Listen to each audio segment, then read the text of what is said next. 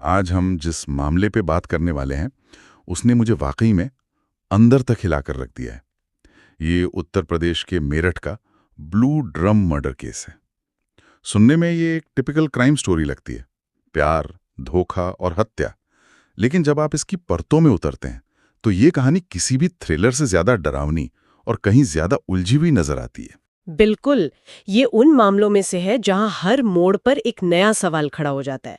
कहानी शुरू होती है सौरव राजपूत नाम के एक युवक की हत्या से, लेकिन बात सिर्फ हत्या तक सीमित नहीं है। बात है उस क्रूरता की, जिस तरह से सबूत हटाने की कोशिश की गई। मतलब शरीर के टुकड़े करके एक बड़े से नीले ड्रम में सीमेंट से भर देना। तो आज की हमारी चर्चा का मकसद सिर्फ ये जानना नहीं है कि क्या हुआ, बल्कि ये समझना है कि इंसान इस हद तक क्यों और कैसे पहुंच जाता है। तो चलिए इसी सवाल से शुरू करते हैं।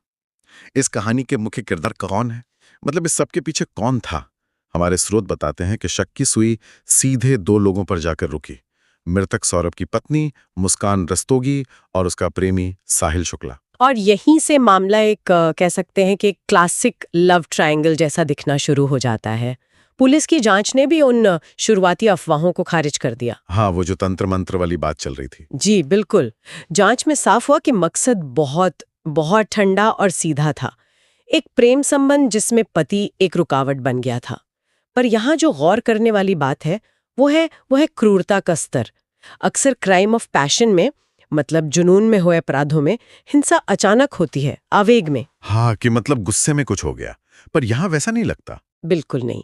यहाँ हत्या के बाद शरीर के टुकड़े करना, उसे सीमेंट में डालना, ये एक अलग तरह की मानसिकता की तरफ इशारा करता है। ये सिर्फ किसी को रास्ते से हटाने जैसा नहीं है। ये उस इंसान की पहचान, उसके वजूद को पूरी तरह से मिटा देने की एक ठंडे दिमाग वाली कोशिश है। तो क्या ये माना जाए कि ये सब पहले से तय था? मतलब ये सिर्फ एक पल का गुस्सा नहीं बल्कि एक पूरी साजिश थी? सारे सबूत तो इसी तरफ इशारा करते हैं। जब आप अपराध को अंजाम देने के तरीके को देखते हैं तो प्लानिंग साफ नजर आती है। ये कोई ऐसी घटना नहीं है जो अचानक हो गई है। इसे करने से पहले सोचा गया, तैयारी की गई और फिर उसे अंजाम दिया गया। और यही बात इसे और भी ज्यादा परेशान करने वाली बनाती है। और ये जो सोची समझी साजिश की बात है, तो हत्या का तरीका वो तो वाकई में दहला देने वाला है। जांच रिपोर्ट के मुताबिक सौरभ को पहले खाने में या शायद किसी दवा में नशीला पदार्थ दिया गया। जब वो बेसुध हो गया तब कथित तौर पर चाकू से उसकी हत्या की गई। यहां तक तो ये एक हत्या है, लेकिन इसके बाद जो हुआ वो समझना बहुत मुश्किल है। वो समझना क्यों मुश्किल है? क्योंकि वो हमारी आम इंसानियत की समझ से परे है। शव को ठिकाने लगाने के लिए उसके 15 टुकड़े किए गए। जरा इस काम की भयावहता के बारे में सोचिए। ये सिर्फ एक शारीरिक काम नहीं है, ये एक मानसिक बाधा को तोड़ने जैसा है। इसके लिए एक अलग ही स्तर की संवेदनहीनता चाहिए। और फिर उन टुकड़ों को एक ड्रम में डालकर ऊपर से सीमेंट से भर दिया गया। सीमेंट से? इसका मकसद तो साफ था, सबूत मिटाना और शायद बदबू को रोकना। लेकिन यहाँ एक बात मेरी समझ से बिल्कुल बाहर है। इतना भयानक काम करने के बाद हमारे स्रोत बताते हैं कि दोनों आरोपी मुस्कान और साहिल मेरठ से हिमाचल प्रदेश घूमने चले गए, छुट्टियां मनाने। ये कोई कैसे कर सकता है? ये अपराधियों के मनोविज्ञान का एक बहुत ही दिलचस्प पहलू है। इसके कई मतलब हो सकते हैं।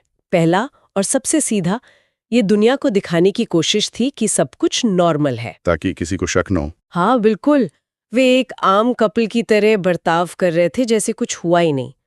दूसरा, ये उनके अंदर किसी भी तरह के पछतावे या अपराध बोध की कमी को दिखाता है। शायद वो ये मान चुके थे कि उन्होंने जो किया वो सही था और वो कभी पकड़े नहीं जाएंगे। ये तो हद दर्जे का आत्मविश्वास है, या शायद अहंकार। उन्हें लगा कि वो बच निकलेंगे। हाँ, और कभी-कभी ये एक तरह का साइकोलॉजिकल डिसोसिएशन भी होता है।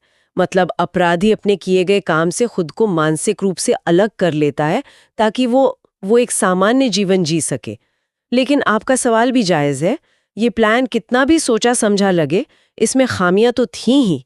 सीमेंट और ड्रम ये शायद फिल्मों में काम कर जाए, पर असल जिंदगी में एक बंद घर से लाश की बदबू को पूरी तरह छिपाना लगभग नामुमकिन है। और आखिरकार हुआ भी यही। सही बात है। ऐसे अपराध ज्यादा दिन तक छिपते नहीं हैं। घटनाक्रम के हिसाब से सौरभ 4 मार्च 2025 को लापता हुआ। कुछ दिन सब शांत रहा, लेकिन फिर पड़ोसियों को घर से एक अजीब सी बदबू आने लगी। जब बदबू बढ़ती गई तो उन्होंने पुलिस को खबर की, और जब पुलिस घर के अंदर पहुंची तो उनकी नजर उस नीले ड्रम पर पड़ी। वो मंजर क्या रहा होगा, हम सिर्फ कल्पना ही कर सकते हैं। पुलिस ने जब उस ड्रम को तोड़ा तो अंदर सीमेंट में दबे शरीर के अंग मिले, और इसी के साथ इस पूरी साजिश का पर्दाफाश हो गया। जो प्लान इतना फूल प्रूफ लग रहा था, वो एक बहुत ही बुनियादी चीज बदबू की वजह से खुल गया। इसके तुरंत बाद 19 मार्च को मुस्कान और साहिल को गिरफ्तार कर लिया गया। यहां तक कहानी सीधी लगती है, एक हत्या, 2 गुनाहगार और गिरफ्तारी। ऐसा लगा कि केस सुलझ गया और अब बस कानूनी कार्रवाई बाकी है। लेकिन फिर इस कहानी में एक ऐसा मोड़ आया जिसने इसे क्राइम स्टोरी से कहीं ज्यादा पेचीदा और एक मानवीय त्रासदी बना दिया। कानून के सामने एक बड़ा सवाल बनाकर खड़ा कर देता है। यहाँ से कहानी में एक और जिंदगी शामिल हो जाती है, एक ऐसी जिंदगी जिसका इस अपराध से कोई लेना देना नहीं था। गिरफ्तारी के कई महीने बाद नवंबर 2025 में जेल में बंद मुस्कान ने एक बच्ची को जन्म दिया। उसने उसका नाम राधा रखा। एक तरफ एक माँ जिस पर अपने पति की बेरहमी से हत्या का आरोप है, और दूसरी तरफ उसी की कोख से जन्मी एक मासूम बच्ची। जेल की दीवारों के अंदर एक नई जिंदगी की शुरुआत, और उसके साथ हजारों सवाल। और सबसे पहला और सबसे बड़ा सवाल खड़ा किया मृतक सौरभ के परिवार ने। उन्होंने बच्ची के डीएनए टेस्ट की मांग की है। अच्छा? हाँ, वो जानना चाहते हैं कि बच्ची का पिता कौन है, उनका बेटा सौरभ या फिर मुस्कान का प्रेमी साहिल। यह सवाल सिर्फ पहचान का नहीं है, ये विरासत का सवाल है, कानूनी अधिकारों का सवाल है, और उस परिवार के लिए एक तरह से न्याय की लड़ाई का एक और हिस्सा है। और ये एक बहुत बड़ी कानूनी और मानवीय पहेली भी है। कानून क्या कहता है ऐसे हालात में? एक बच्चे को अपनी माँ के साथ जेल में रहना पड़ता है। हमारे देश के कानून के मुताबिक अगर कोई महिला जेल में बच्चे को जन्म देती है या उसका बच्चा छोटा है तो उसे 6 साल की उम्र तक अपनी माँ के साथ जेल में रहने की इजाजत है। इसके पीछे सोच ये है कि बच्चे को शुरुआती सालों में माँ की देखभाल की और उसके प्यार की सबसे ज्यादा जरूरत होती है। लेकिन यहाँ स्थिति बहुत अलग है। अलग कैसे? क्या ये उस बच्ची के लिए सही होगा? यहीं पर नैतिक दुविधा शुरू होती है। एक तरफ माँ का साथ है तो दूसरी तरफ जेल का माहौल। उस बच्ची की पहली यादें क्या होंगी? सलाखें, वर्दी पहने लोग और एक ऐसी दुनिया जो आज़ाद नहीं है। मनोवैज्ञानिक कहते हैं कि शुरुआती सालों का माहौल बच्चे के पूरे जीवन पर असर डालता है।